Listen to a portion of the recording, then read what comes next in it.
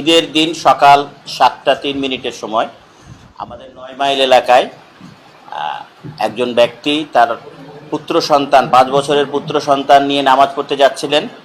সেখানে একটি অজ্ঞাতনামা গাড়ি উক্ত ব্যক্তিকে তার সন্তান সহ চাপা দিলে ঘটনাস্থলে তারা মৃত্যুবরণ করেন। যে বিষয়টা ছিল অত্যন্ত স্পর্শকাতর এবং বেদনাদায়ক, এবং ওই এলাকায় ওই দিন কোনো ঈদের আসলে আনন্দ ছিল না। সকল মানুষের মনে একটা বিষাদের ছায়া পড়ে যায়। এই বিষয়টি আমাদেরকে খুব গভীরভাবে নাড়া দেয়। আমরা ঈদের দিন এবং ঈদের পরের দিন ঘটনাস্থলের বিভিন্ন রকমের সাক্ষ্য প্রমাণ সংগ্রহ করি। রাস্তার বিভিন্ন স্থানে স্থাপিত সিসি ক্যামেরার সিসি ফুটেজ সংগ্রহ করি।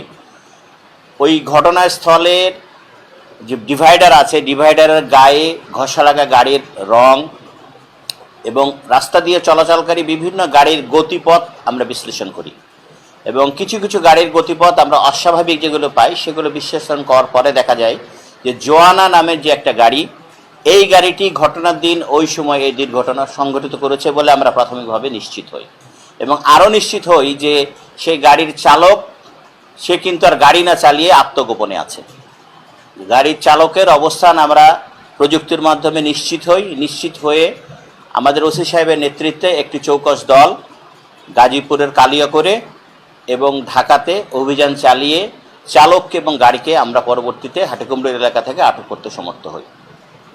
এবং পরবর্তীতে আরও আমরা যেটা দেখতে পাই যে গাড়িতে ঘষা লাগা এই সমস্ত বিষয়গুলোর প্রমাণ সে গাড়িতে রয়েছে, অর্থাৎ এই গাড়িটি সেই দিনের এই দুর্ঘটনা সংঘটিত করে চলে গেছে। দুঃখজনক হলেও সত্যি যে যিনি মারা গেছেন তিনিও একটি গাড়ির চালক, যিনি মারা গেছেন তিনিও নাবিল গাড়ির চালক, দীর্ঘদিন ধরে উনি গাড়ি চালনা করে আসছেন। আবার যিনি চাপা দিয়েছেন তিনিও একজন গাড়ির চালক। এই বিষয়টি কতটা বেদনাদায়ক যে একজন চালকের প্রতি আরেকজন চালকের সহানুভূতি বা কোনো রকমের তার প্রতি যে দয়া মায়া মমতার আমরা কোনো চিহ্ন প্রকাশ আমরা পাই না রাস্তায় যখন দেখি। এই বিষয়টি আমাদের যে দল যারা কাজ করেছেন তারা অনেক পরিশ্রম করেছেন, এবং ঈদের দিন থেকে শুরু করে গতকাল পর্যন্ত বা আজ পর্যন্ত আমাদের লোকজন কেউ কিন্তু কোনোভাবে নিশ্চিত বসে নেই, এবং হাইওয়ে পুলিশ বগুড়া রিজিয়নের অক্লান্ত পরিশ্রমের ফসল হিসেবেই আজকে কিন্তু আমরা এই অজ্ঞাতনামা গাড়িটিকে শনাক্ত করতে পেরেছি এবং এই অজ্ঞাতনামা চালককেও আটক করতে সমর্থ হয়েছে। এই হচ্ছে আমাদের পক্ষ থেকে মোটামুটি। জি বলেন।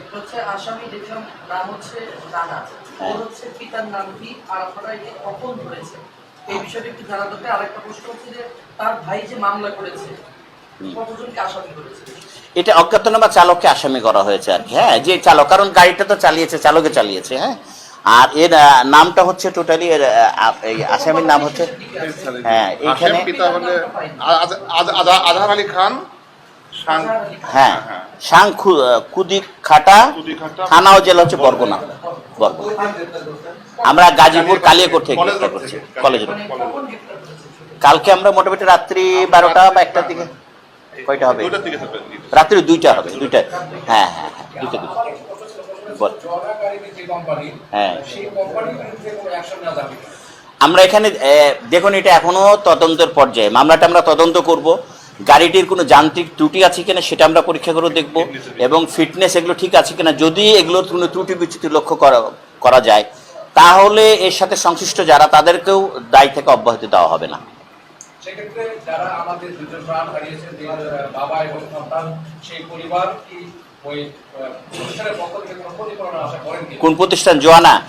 আচ্ছা, এইটা আমাদের এখতিয়ারভুক্ত না, এটা আদালত যদি সেরকম কোনো নির্দেশনা দেন সেখান থেকে সেটা হতে পারে। এটা তো আমরা এভাবে বলতে পারি না। ঠিক আছে।